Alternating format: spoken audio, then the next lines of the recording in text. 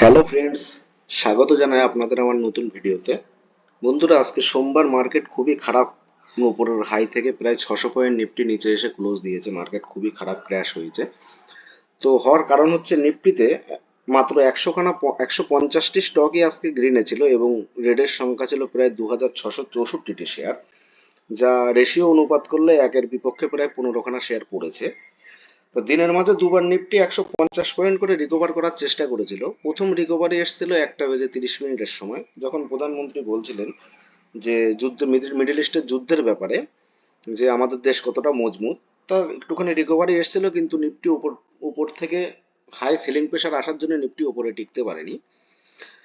দেখুন ফ্রেন্ডস, আপনারা হয়তো ভাবছেন নিফটি 22,500, 22,300 বা 22,000 একটি বড় সাপোর্ট রয়েছে। দেখুন, সাপোর্ট আর রেজিস্ট্যান্স এখন যুদ্ধের মতন আবহাওয়ায় এগুলোর সংখ্যা মাত্র। তার কারণ মার্কেট যখন পড়ে কখনোই কোনো সাপোর্টকে মানে না, তখন খুব জোরে পড়ে ওপর থেকে যখন মার্কেট পড়ে। আর যখন রেজিস্ট্যান্স ব্রেক হয় সেও খুব তীব্র হয়। তা আমেরিকান মার্কেট এখন বোঝা যাচ্ছে কালকে নিফটি একটি গ্যাপ আপ হওয়ার সম্ভাবনা আছে। আমেরিকার পাঠান Dow Jones plus GIFT Nifty plus, তা সেক্ষেত্রে নিফটি আমাদের একটি পজিটিভ মুভ কালকে দিতে পারে। তো সেই হিসাবে দেখতে গেলে কালকে আমরা চলুন দেখে নেওয়া যাক নিফটি এবং ব্যাংক নিফটির সম্ভাব্য অ্যানালাইসিস স্ট্রেংথ কি বলছে। তা নিফটি যদি আমরা এখন দেখি লং টাইম ফ্রেমে, উইকলি টাইম ফ্রেমে নিফটি যদি আমরা এখন দেখি, উইকলি টাইম ফ্রেমে নিফটি এখন bearish, lower low lower high তৈরি করছে। এখানে যদি সর্বনিম্ন সাপোর্ট আমরা দেখি নিফটিতে, তাহলে 22,000-এর কাছাকাছি আমরা একটি সাপোর্ট দেখতে পাচ্ছি। তো সেই বুঝে কি কালকেই 22,000 যাবে? তা নয়, তা কখনোই নয়। তা তার জন্য আমাদের লোয়ার টাইম ফ্রেমে আসতে হবে। তা লোয়ার টাইম ফ্রেমে আমরা 15 মিনিটের টাইম ফ্রেমে যখন আমরা আসব, তাহলে এটি একটি স্পষ্ট ধারণা দিচ্ছে নিফটি। তো কালকে সম্ভাব্য রেঞ্জ, কালকে এক্সপায়ারি, খুব আশা আছে একটি বড় মুভ আসার। চলুন আমরা চেষ্টা করব সেই মুভটা আমরা ক্যাচ করতে পারি কিনা। তো নিফটি বিয়ারিশ পুরোপুরি কখন হবে? নিফটি বিয়ারিশ হবে 22,470।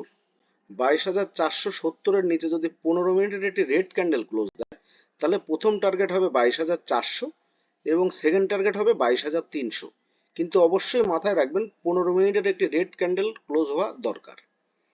আর আপার সাইডে নিফটি বুলিশ আমরা কখন মানবো? যদি নিফটি 22,800-র উপরে 15 মিনিটের একটি গ্রিন ক্যান্ডেল ক্লোজ হয়, তাহলে প্রথম সম্ভাব্য টার্গেট আমাদের নিফটিতে 23,000 এবং সেকেন্ড সম্ভাব্য টার্গেট হচ্ছে 23,190। তা যদি কেউ ট্রেড নেন বা নেয়ার ব্যাপারে ভাবেন, তাহলে ট্রেড নেওয়ার আগে অবশ্যই স্টপ লসটি মাথায় রাখতে হবে। নিচের সাইডে লোয়ার সাইডে যখন 15 মিনিটের রেড ক্যান্ডেল ক্লোজ হবে, তার সর্বোচ্চ স্টপ লস হবে ওই রেড ক্যান্ডেলের হাই। আর গ্রিন বুলিশ সাইডে যদি কেউ ট্রেড করেন, তাহলে যে আমাদের গ্রিন 15 মিনিটের গ্রিন ক্যান্ডেলটি ক্লোজ হবে, তার গ্রিন ক্যান্ডেলের সর্বনিম্ন লো হচ্ছে আমাদের স্টপ লস থাকবে। স্টপ লস অবশ্যই ট্রেড নেওয়ার আগে মাথায় রাখতে হবে, তাহলে আমাদের ক্যাপিটালের একটি ঝুঁকির সম্ভাবনা কমে যায়। আর ব্যাংক নিফটির ক্ষেত্রে আমাদের দেখতে হবে ব্যাংক নিফটির অ্যানালাইসিসটা, চলুন দেখে নিই বন্ধুরা।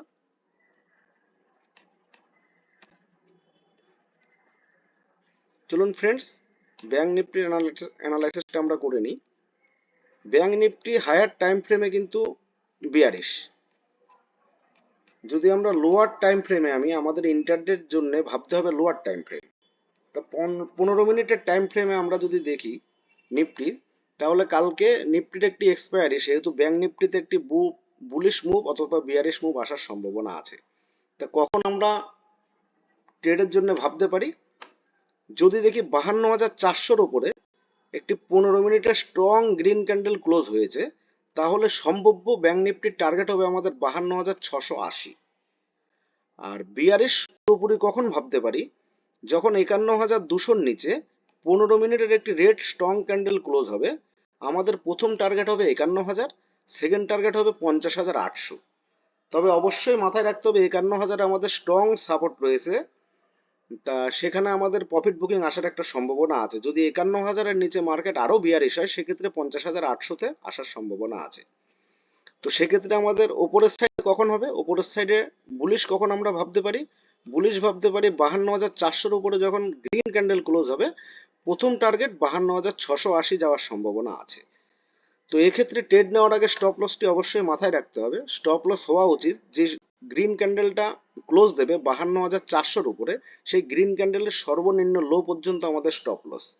আর পুটের ক্ষেত্রে যেহেতু বিয়ারিশ যখন মার্কেট যাবে, মার্কেট যখন পড়বে, পুটের ক্ষেত্রে আমাদের স্টপ লস হবে যেই রেড ক্যান্ডেলটা 51,200-র নিচে রেড ক্যান্ডেল ক্লোজ হবে, সর্বোচ্চ হাই রেড ক্যান্ডেলের লো পর্যন্ত আমাদের স্টপ লস হওয়া উচিত।